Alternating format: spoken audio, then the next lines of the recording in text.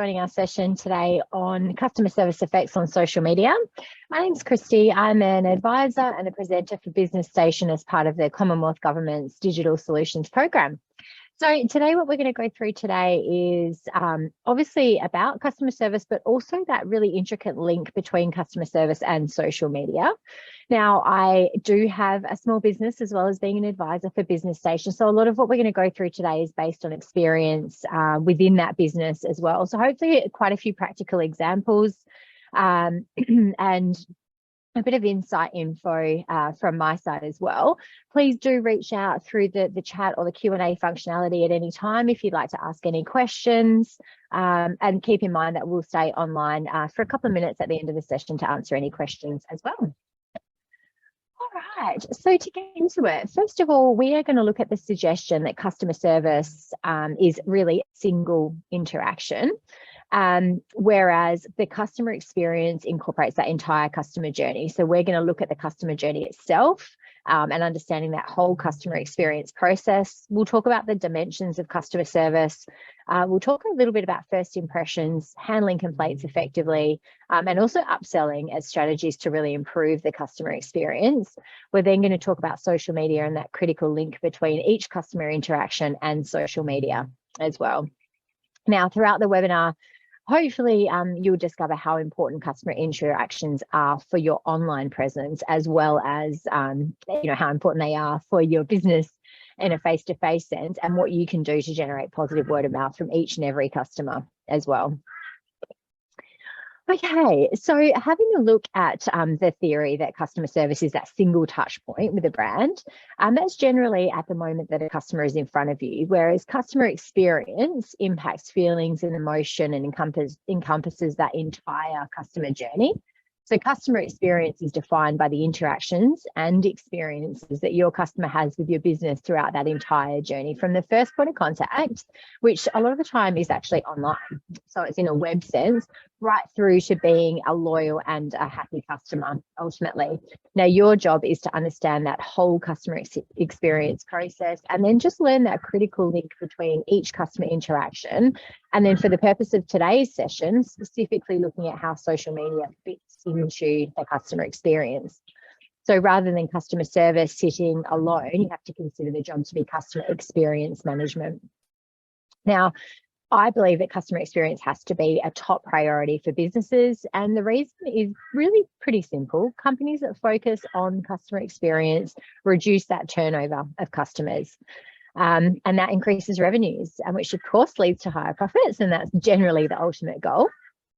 Now, successful customer experience management, in my opinion, requires that 360-degree view of customers. So you have to understand who your customers are. You have to create a customer journey map, and we'll have a look at that in just a second. You have to develop an emotional connection to your customers and allow your customers to develop an emotional connection to your brand as well.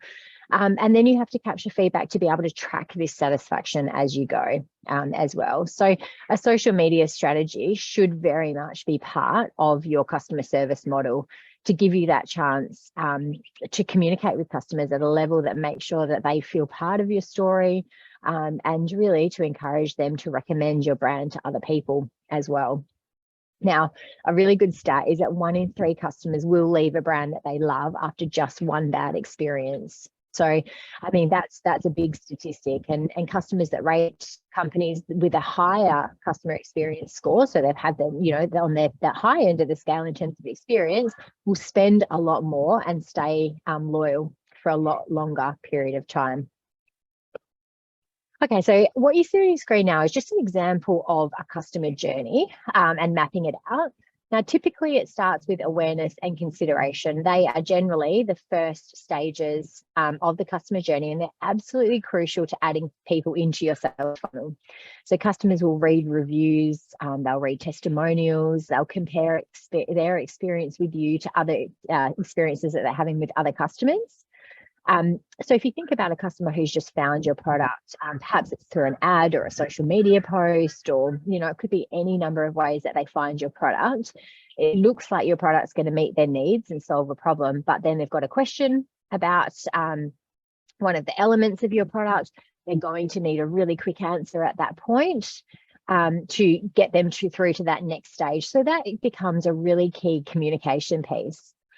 The next stage of the journey is conversion or purchase. Now, that part of the journey is even, well, I was going to say more important, but no, it's equally as important because it really deepens the customer's relationship with your business. It's also where your potential leads will turn into customers if they decide that your products are going to be the very best fit for them, for whatever their needs or wants are. And if that occurs, then they'll buy something. So that's that transaction process. Now, the quicker that you can get people to that point of conversion or purchase with fewer barriers, so no stoppages in terms of waiting for answers on things or seeking information, the better it's going to be for your business. The next element you have is retention. So it's not enough to spend most of your marketing money and energy just getting new people into that funnel and then leaving them to fend for themselves once they've bought something. You have to engage with them and keep them coming back. If at any point your customers stop hearing from you, or if you stop helping them get value from your product through this entire product life cycle, then you risk making that life cycle much, much shorter. So you have to get customers to share with you, to engage with you. You have to remind them of the value that you offer and the increased benefits that you can give them if they share their experience with other people. Advocacy, that last element that you see in yellow at the end there, then comes with satisfied customers. So that's pretty straightforward. 83% of satisfied customers say that they're willing to share or refer to their network of friends if they're satisfied. So you want each and every customer to be an advocate and to be sharing their positive experience. Now, there's a really large component of that sits with social media. And as you can see on the top and bottom of that journey, we've just sort of stepped through the journey, but either side of that is some of the communication points, and social networks does feature there, but it really features throughout the entire customer journey. So we'll talk through that and how that links in. But it is really important to note that customer expectations are on the rise. They're going to continue to grow, and that forces particularly small businesses to reinvent themselves constantly in order to just keep up with competition. There is so much availability of different products and services under different brands, lots of different offers. So there's so much competition. And what's happened is it's sort of forced customer expectations up as well. So customer expectations are certainly on the rise and will continue to grow, and that forces even more competition, if that makes sense. The presence of online platforms, particularly with social media, gives a lot more control over to customers in decision making, but also in communication with one another. So we're no longer relying on what a brand would like to put forward to customers by way of communication. It's really about what customers are saying about brands and communicating with each other, even people that they don't know, obviously. All right, so in terms of a really key way to improve the customer journey, the first thing is to really understand your customers. You have to remember that not all customers are the same. And what that means is that they won't need or expect the same things when they're purchasing any kind of product or services. So everyone will have a different need, and their expectations will differ because they fall into many different categories. So it might differ because of their age, it could be their social background, their economic background, perhaps culturally they differ. They may have specific special interests or differing physical and mental abilities as well. So to successfully meet the needs and expectations of customers, you first of all have to really know them very, very well. So you have to establish that really clear picture of who exactly your audience is. And that goes beyond basic demographic information like age, gender, location. It's so much more than that. You have to develop a really clear picture of your target market. So you have to know who those ideal buyers are. Then you have to understand that they may not be who you think they are. So quite often I work with small businesses and I hear them talk about who their current market is or what kind of people they've had through their door in the past. So you want to think beyond that and have a look at what opportunities there are for other new target markets, for example. So you really have to consider that. You can also have a look at your existing statistics and who you have had walk through the door, and have a look at what kind of traits will correlate with things like loyalty, repeat purchases, and what segments tend to become those longer term, more loyal customers. So do your research externally, but do it internally as well. Understand who your current markets are. It's also important that you develop a bit of a customer-centric culture amongst yourself and your staff, depending on the size of your business, of course. But I would always suggest that you encourage employees to keep your customers at the centre of every single decision they make. We will expand on customer service shortly, but really set clear standards for your team. Now, this is the team that I'm talking about, are the people that interact with your customers most often. So they will have a major impact on whether or not your company or your small business meets your customers' expectations. Now, that means hiring and training an excellent team, and also collecting feedback as well. So obviously social media makes that very easy, and we'll explore that in a little bit more detail, but collect feedback regularly from your customers to gauge how their satisfaction is and how your customer service levels are. Now, the last thing I would mention here is also to have a look at your competitors. So have a look at what your competitors are doing, know what they're doing, what they're offering by way of comparable products and services, but also understand what feedback they're getting as well, which you can see through their reviews, their comments, their interactions with customers online as well. It's really important to know when you're looking at who your target market is and who your audience is, you cannot expect your target market to change their needs and wants to suit your product. So you always have to evolve your product or service to suit the needs and wants of who your target market is. So first of all, you need to know who they are. Okay, so customer service really is at the core of meeting needs and expectations of your customers. Now, there's 3 dimensions of customer service, and they do all interlink. First of all, you've got human dimensions. Now, this relates to body language, it's attitudes, it's how motivated your staff are, or perhaps how motivated they're not. Hopefully, that's not the case. You've then got some business dimensions. Business dimensions are things like your processes and procedures, the product that you're offering, is it up to scratch? So think about, what the actual product or service is, and again, going back to meeting the needs of your customers. You've then got your staff's knowledge of your products and services as well, and how well they actually deliver that product or service to your target market. Then you've got some hidden dimensions. Now, hidden dimensions are any underlying things in a business. So think about what's going on behind the scenes that could be impacting your customer service. So it could be things like business policies, it could be technical issues, there could be pressure on staff because of limited resources or levels of empowerment. We'll talk about that more when we talk about complaint handling, but they don't know at what stage they can provide information or help a customer before they have to escalate it to someone more senior. Also, staff relationships with one another can impact customer service, or staff bringing home problems to work. It's also important that your customers know that your staff know, that customers can also have hidden dimensions impact on how they receive your service or product and how they interact with your staff. So sometimes, you have a customer that seems impossible to please, with the things that you might not know or what's happened in their day that's made them difficult to please. So these 3 dimensions of customer service are very good to address and to know for both frontline staff and small business owners. And research does suggest that if you align the 3 dimensions, it will equate to excellent customer service, which is ultimately what you want. Okay, so in terms of good customer service, it is absolutely critical to success in all business. Good customer service will elevate you well above your competition. So always use that mantra of under-promising and over-delivering. It will really improve your customer retention rate. Have a look at your reviews online, look at social media, look at Google reviews, look at other industry specific review sites. Now that could be Yelp, Zomato, it could be TripAdvisor, really depends on your industry and your business as to what review sites you might be a part of. So have a look at that.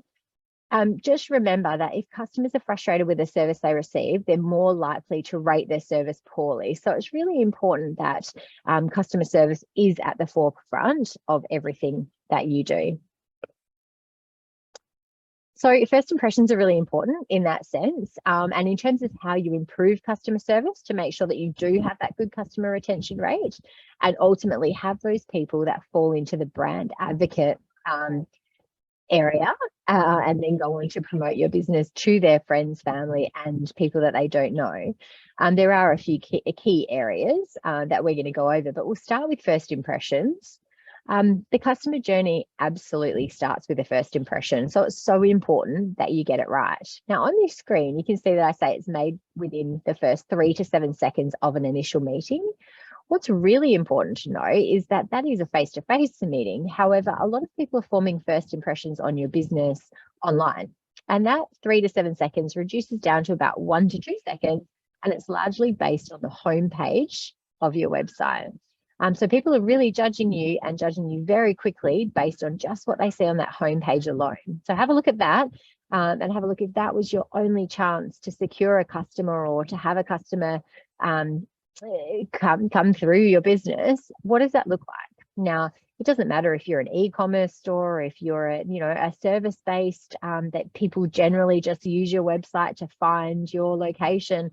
They will still be judging your business based on what they see online. So keep that in mind.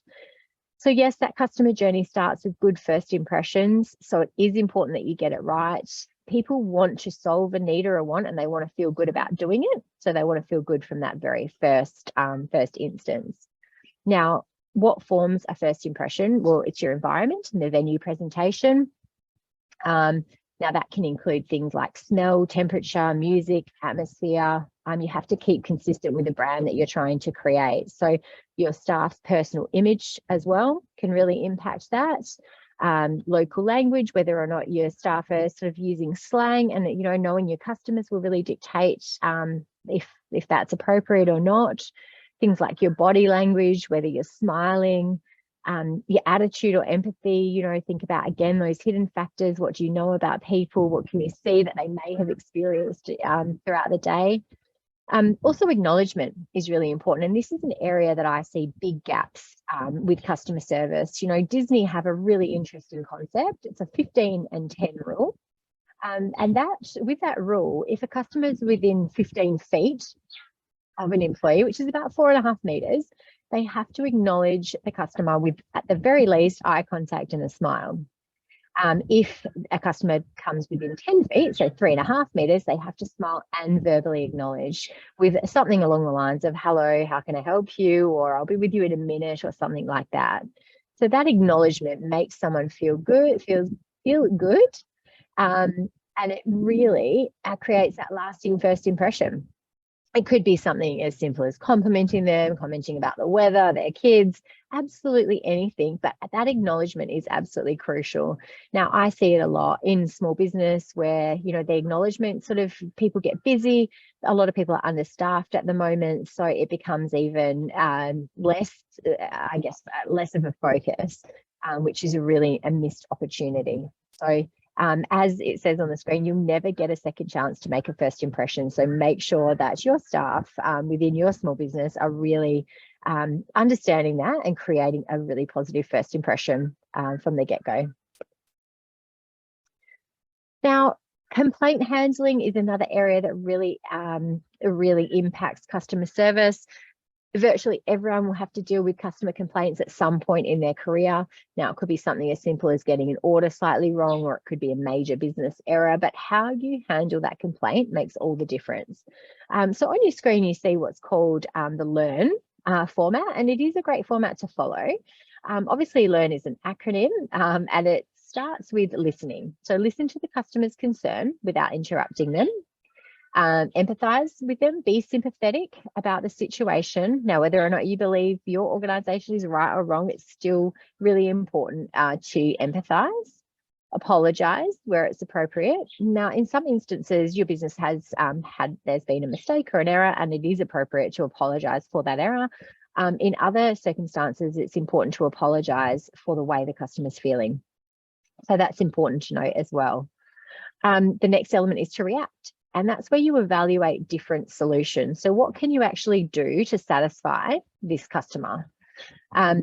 Then last area to consider is notifying or following up the customer. So that is really after you offer or provide a solution to personally check in with the guest and make sure they're satisfied. Now, there are reasons that we don't handle complaints very well. And that's really a lot of the time that you're too busy, too much going on. So you don't even know that there's, or someone's, a complaint's not dealt with well. Sometimes, and I see this a lot as small business owners, you become defensive because you love and believe in your product or service and have a strong emotional connection. So that defensiveness can really creep through. And sometimes it's as simple as just trying too quickly to come up with a solution, as opposed to really taking the time to listen, empathize, and apologize to that person. Sometimes staff are intimidated by a lack of training, or they're not sure of their level of empowerment. They don't know at what stage they can actually offer a solution to the customer. So having those procedures and policies in place are really, really important, and make sure that staff are trained accordingly is an absolutely crucial element of complaint handling. Another way to really improve customer service, but to also improve your revenues, is suggestive selling. Now, suggestive selling is a sales technique where the employee asks the customer if they want to include some kind of additional purchase, or they might recommend a product that might suit the client. So suggestive selling is fantastic for small businesses because it's used to increase the purchase amount per client, essentially, which increases the revenues and hopefully the profit of the business. But it's also great for customer service because customers feel understood and they feel like you actually offering them something that is tailored to them. So it has really two major impacts within the business. Now, how do you do it? Well, you need to incorporate a feature and a benefit for the client. A feature is something about the product or service, and the benefit is what it means for that particular client. So think about what you can offer that links the two. So what's in it for the customer? Now, your greeting is a really key way to find out where the customer's at, what they might want, what feature could you give them based on what you've learned about them from that initial engagement with them. Asking open-ended questions will always help to really get to know the customer a little bit more and encourage those full and meaningful answers. You don't want the dreaded no word or any stop words. So an open-ended question is obviously the opposite of a closed-ended question. You don't want that single word response. So it could be things like, tell me what you have in mind, what's the occasion, if there's a special occasion that can lead to a great upselling opportunity. What else do you know by what you can see from the guest? Now, we see this in a lot of industries, but it's really important that you know your products and when I say menus, which you'll see on the screen, but your full range of products and services, so that you know if someone buys, product A, quite often they would like to upgrade to product B. So really understanding the link and understanding what you have on offer is really important as well. So suggestive selling really does improve that customer service experience or that customer experience. That in turn leads to a more positive experience for the customer. And that really has a higher chance of translating into a higher retention and a stronger advocacy. And a lot of that is going to go online as well. So that's really, really important. You might have some basic upselling opportunities where, like I said, if somebody buys product A, most likely they will also need product B to go with it. Now, you see this a lot in, technology businesses. You might buy a new computer and then you get a bag and you get, all kinds of accessories to go with it. So think about what's actually going to help the customer as well as what's going to help your business. Okay, so let's think now about how this customer journey fits in with and relates to the social media space. So what social media is essentially any website or application that enables users to create and share content or to participate in social networking. So you think of sites like Facebook, Twitter, Instagram. There's a range of different social sharing sites. But you do have to keep in mind that social media is a lot more than a messaging and an acquisition channel. It also really impacts search engine optimization. So you may have already learned a little bit about SEO or be interested in SEO, but really consider that. We will expand a little bit more on that, but keep in mind we also have full SEO webinars where we'll talk about how social media sends signals. So just to touch on that and just be aware that it does impact SEO. Now, the reason that it's so important, 88% of people are influenced by reviews and online comments. So that's a huge percentage of people that are actually impacted by what they see online. Social pressure can really tarnish your branding as quickly as you try and grow it. You have to remember that fingertips are always on the move. So a customer could be waiting in line and disgruntled about service. They can quickly let their friends know on Facebook, or they can review the company instantly and let people that they don't even know what sort of what sort of experience they're having. There's a lot of different review sites. There's blogs. There's all kinds of areas that people can really leave comments for, like I said, friends, family, and people that they don't even know. So social media has played this massive role in the power shift to your customers. The world has become so connected since the introduction of social media. Any good or bad experiences, it's very, very common to share those online. But it's also common to want to praise a business online. It could be something as simple as, you enjoyed an experience, you like features about a product or service.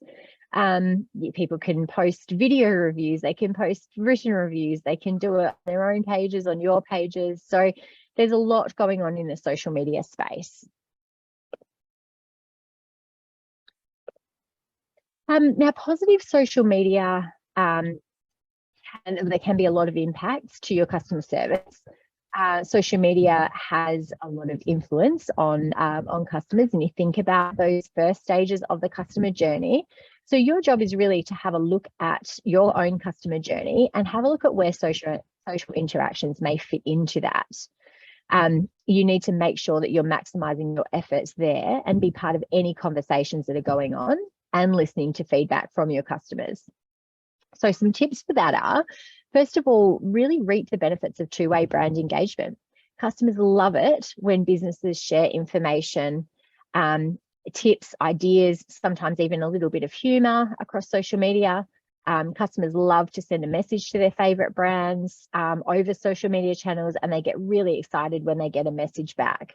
So that two-way engagement on social media is a really good way to build brand loyalty and to really help give your company its own voice or its own personality. I would also consider social media as an extension of your contact info. A lot of customers will reach out and expect a response either by messaging or to their comments or concerns, and they want that within minutes or hours, certainly not days. Social media lets customers really effortlessly reach out to you without getting stuck on hold or waiting for an email. So if customers don't want to go through a lot of hassle to get a response, quite often it is something as simple as a quick message on social. It also allows companies to nip the complaints in the bud pretty easily. So if you avoid social media, it's not going to stop your customers from speaking up on social media if they have some kind of complaint. If you've got a presence on social channels, at least you're going to know what the issues are and you can address them and get ahead of situations. Because a lot of brands, well, not a lot, but there are some brands and some companies online that don't address positive and or negative feedback online. So you really have to be responding to customer complaints immediately. Think about it from two perspectives. Obviously, you want to respond to that customer and address the concerns they have so that you can win them back, keep them a customer.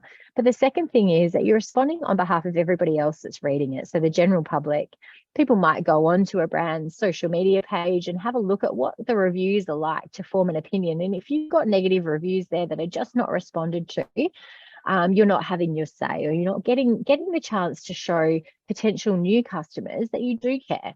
So that's really important as well. Social media also is a great tool for spotting trends, perhaps before they occur or as they're occurring. But if you keep your ear to the ground and pay really close attention to what customers are talking about, you can quite often spot trends. Now, you can look at your own information, you can look at competitors' pages and comments, monitor hashtags, and really get a head start on providing customers what they want. You do spot trends when there's a lot of people saying a particular thing, then it's something to take note of. I would also consider a huge benefit to social media is that it gives you an additional access to your customers. So it's not just an advertising opportunity. It's not just for that outgoing messaging from your small business to customers. It's an opportunity for you to form a relationship and an ongoing relationship with a customer. Now, this could be before they've experienced your product or service, or it could be well after they've experienced your product or service. So keep that in mind. It's not the right medium for major sales campaigns, although there is social media advertising as well. But just in terms of your organic posts, nothing to stop you from sharing the odd offer or deal, but I would just make sure it doesn't represent the majority of your posts. So an 80-20 rule is a good basis. 80% of the time, it should be that engagement with your customers, tips, hints, interesting info, that kind of thing. And then 20% of the time, a bit of a promotional post or an ad or something like that is not too bad. Now, I did touch on this earlier, but social media can really positively impact your SEO as well. So not only do social media interactions affect what your customer sees, it also affects what you do behind the scenes and how well you come up in searches. Now, because a lot of sharing takes place on major social media platforms, social signals in terms of engagement are really important to search engines like Google. Now, social signals refer to a web page's collective shares, likes, comments, so your overall social media visibility as perceived by a search engine. Now, those activities contribute to your page's organic search ranking. So it's another form of citation or authority. So it's very similar to backlinks. So you should have a strategy that's designed to increase social media engagement, not only from a social media and engaging with your customer perspective, but also from an SEO perspective. You obviously have a lot of other SEO tactics that you need to follow. And we have entire webinars that are focused on SEO, but certainly social media plays a very important role in how well your website will rank as well. Now, in terms of increasing your social signals, first and foremost, content is key. So you have to have valuable, entertaining or informative content, and that will always get a more positive interaction than any blatant or spammy advertising. So some tried and true or some good strategies for turning up the volume on your social media are really to post regularly, and that will keep your brand at the top of social media news feeds, but absolutely go for quality, not quantity. So engagement is always what you're after when it comes to social media. Images will always get a much greater engagement than just posts and just words. It generally increases those interaction rates across all forms of social media.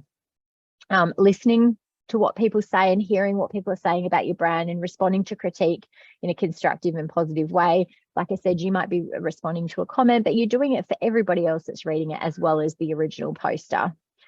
Monitoring what's being said is also a great way to keep in touch with things from a social media sense, hear what they're saying and really, track shares, track likes, track keywords associated with your brand as well. I would also say to cover all social media bases, but don't be on all social media channels. So have a look and consider all social media channels, but only produce content for the top social media sites that are relevant to your target audience. So the more, and we spoke about this at the beginning, you have to know specifically who your target market is. And then you will know exactly what social media channels they're on, and you can focus your efforts there. So in order to be active on channels and encourage that engagement, you have to support social media in your business. Now, there are 3 elements to engaging with your customers on social media, and ways that you can sort of really encourage engagement are, first of all, to listen to your customers. So listen online, but listen offline as well. So listen to when people are in front of you and comments they're making and how they're interacting. You can use free tools for social monitoring, things that track mentions, that track competitors. You can become a bit of a social monitoring specialist yourself, and just by spending time on social channels that your customers are on. You can have a look at collecting your own data into your reporting to see what posts are doing better than others. Actively track what's going on and then compare your results month to month.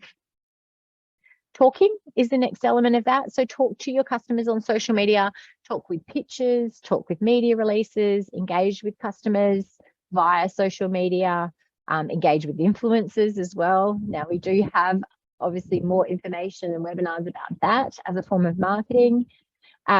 But yeah, talk on blogs, on video, communities and other social networks. So make sure that you are active there. One thing that I really don't like seeing is when your customers have spent the time to actually reach out to you, you might have listened to what's said, but you're not there talking back. So that really leaves a bit of a gap in the communication process.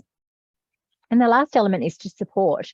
Direct people to channels where they can talk to you. So on social media, there's a number of ways that a number of social media channels you'll be focusing your efforts on.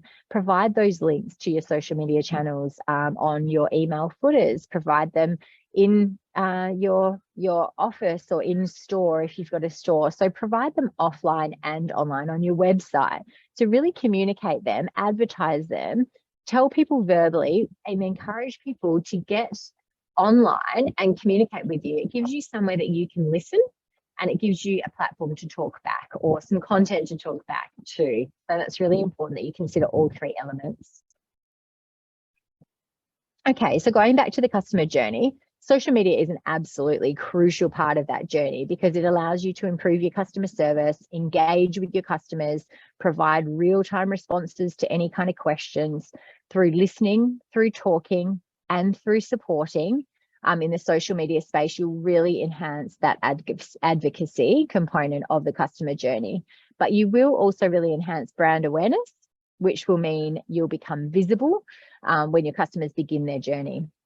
Now, you also have to remember that a lot of businesses really focus their efforts on the first three stages of this particular journey.